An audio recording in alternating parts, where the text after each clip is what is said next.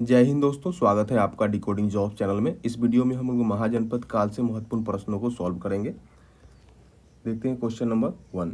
जनपद या प्रादेशिक राज्यों के निर्माण के लिए सर्वाधिक उपयुक्त परिस्थिति क्या थी?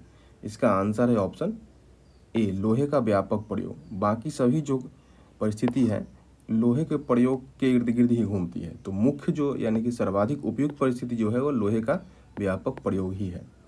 ईसा पूर्व 6ठी सदी से पूर्वी उत्तर प्रदेश और पश्चिमी बिहार में लोहे का व्यापक प्रयोग होने लगा, जिससे बड़े बड़े प्रादेशिक और जनपद राज्यों के निर्माण के लिए उपयुक्त परिस्थिति बन गई। लोहे का प्रयोग से जो है योद्धा वर्ग ने महत्वपूर्ण भूमिका निभाई, क्योंकि किसी भी शासन के लिए किसी भी राज्य के लिए योद्धा और सैनिक महत्वपूर्ण थे। उसके बाद खेती के नए औजार और उपकरण से किसानों की मदद हुई, जिससे अनाज अधिक पैदा होने लगा। अनाज अधिक पैदा होने से राजा अधिक कर वसूल करने लगा, अनाज के रूप में अधिक अनाज बटोर सकता था। और जो एक्स्ट्रा जो अनाज होता था उसको शहरों में बेचा जाने लगा, और जो भौतिक लाभ होने लगा उससे किसान जो है ज़मीन से चिपकने लगे और अस्थाई जो है से निवास होने लगा, ज़मीन को हड़पने लगे दूसरे की ज़मीन को। ठीक है, तो ये सभी कारण हैं। और शहरों में अपने कार्यकलाप का जो आधार बनाकर राज्य को खड़े होते देख लोगों में प्रादेशिक भावना भी प्रबल हो। ठीक है, तो इसका आंसर ऑप्शन ए हो जाएगा। नेक्स्ट क्वेश्चन, निम्नलिखित युग्मों पर विचार करें। यहाँ महाजनपद दिया गया और उसकी राजधानी दी गई है, उसमें से बताना है कितने युग्म सुमेलित हैं।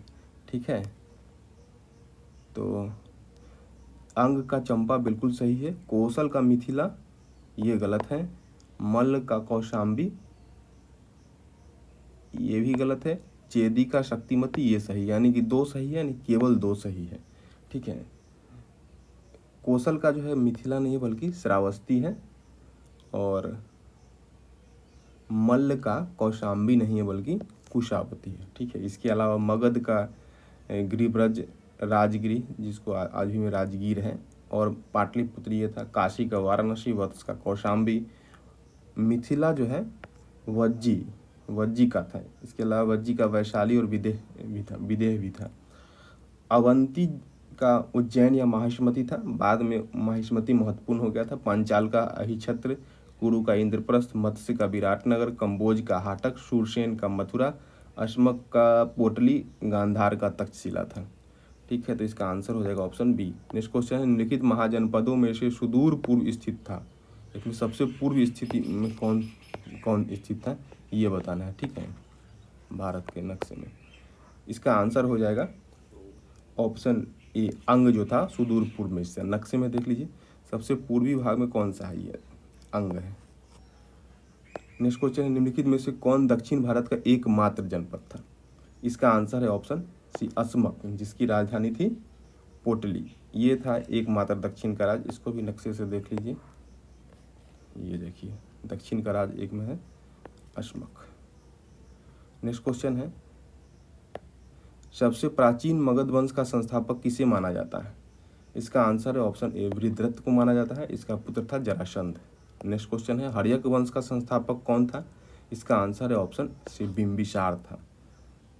ठीक है, इसके बाद है नेक्स्ट क्वेश्चन, निम्नलिखित में से किसने सबसे पहले अंग को मगध राज्य में मिला लिया?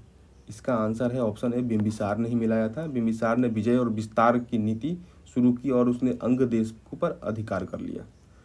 नेक्स्ट क्वेश्चन, निम्नलिखित को कालक्रम के अनुसार व्यवस्थित करें कि कौन सा वंश पहले था और कौन सा वंश बाद में था। देखिए सबसे पहले कौन सा था? हर्यक वंश था। ठीक है, पहला स्थान हर्यक का, तो ये कैंसिल हो गया। उसके बाद हर्यक वंश के बाद शिशुनाग वंश दूसरा स्थान इसका है, और तीसरे स्थान पर था नंद वंश, चौथे स्थान पर मौर्य वंश। यानी कि 2 3 1 4 2 3 1 4 ऑप्शन बी इसका हो गया। ठीक है, नेक्स्ट क्वेश्चन है, उदाईन के संबंध में निम्नलिखित पर विचार करें। 4 कथन दिया गया है उदाईन के बारे में, और बताना है कितने कथन जो है वो सही है। ठीक है, देखते हैं। वह अपने पिता बिंबिसार की हत्या करके राजा बना। हत्या करके तो राजा बना था ये भी अपने पिता का, लेकिन बिंबिसार इसका पिता नहीं था, इसका अजात शत्रु था, इसलिए गलत है। उसने पाटलीग्राम की स्थापना की। बिल्कुल सही है, पाटलिपुत्र बाद में हुआ ये सही है। वह बौद्ध धर्म का अनुयायी था, गलत है, ये जैन धर्म का अनुयायी था। वह हर्यक वंश का अंतिम शासक था, ये भी गलत है। अंतिम शासक उदयन का पुत्र नागदशक था, ठीक है, नागदशक ये अंतिम शासक था हर्यक वंश का। तो इसमें कितना सही है? केवल एक सही है। इसका आंसर हो जाएगा ऑप्शन ए, केवल एक सही।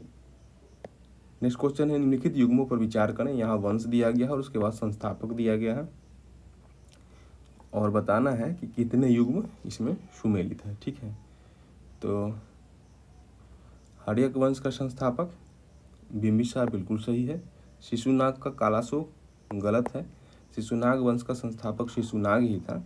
कालाशोक जो है शिशुनाग वंश का एक महत्वपूर्ण शासक था, काफ़ी प्रतापी राजा था और इसी का उत्तराधिकारी था, शिशुनाग का ही उत्तराधिकारी था।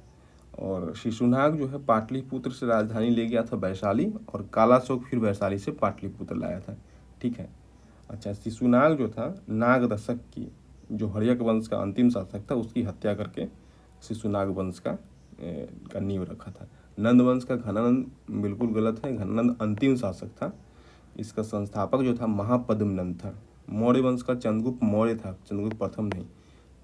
मौर्य वंश का चंद्रगुप्त मौर्य था, चंद्रगुप्त प्रथम जो है गुप्त वंश का है, ठीक है। तो इसमें से केवल एक सही, इसका भी आंसर हो जाएगा ऑप्शन ए। नेक्स्ट क्वेश्चन है, बिंबिसार के राजवैद्य का नाम क्या था?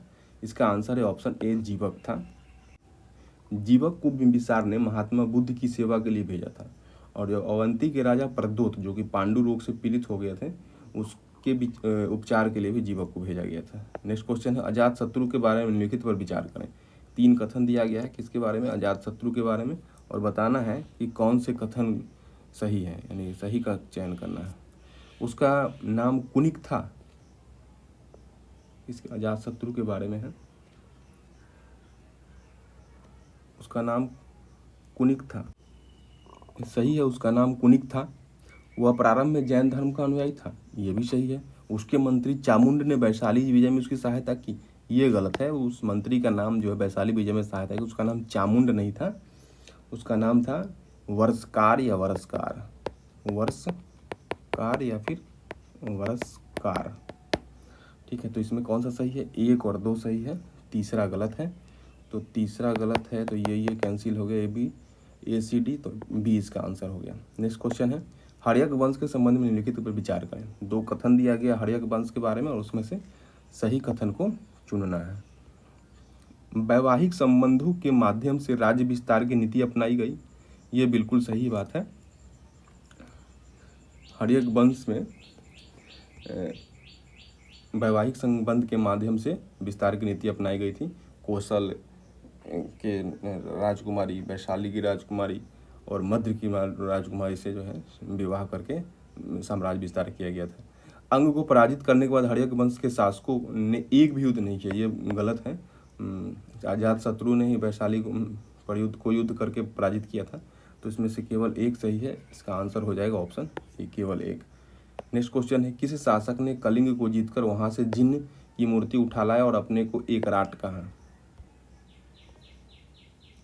इसका आंसर है ऑप्शन सी, महापद्मनंद। कलिंग को जीतकर जो है विजय स्मारक के रूप में कलिंग से जिन्न की मूर्ति उठा लाए थे।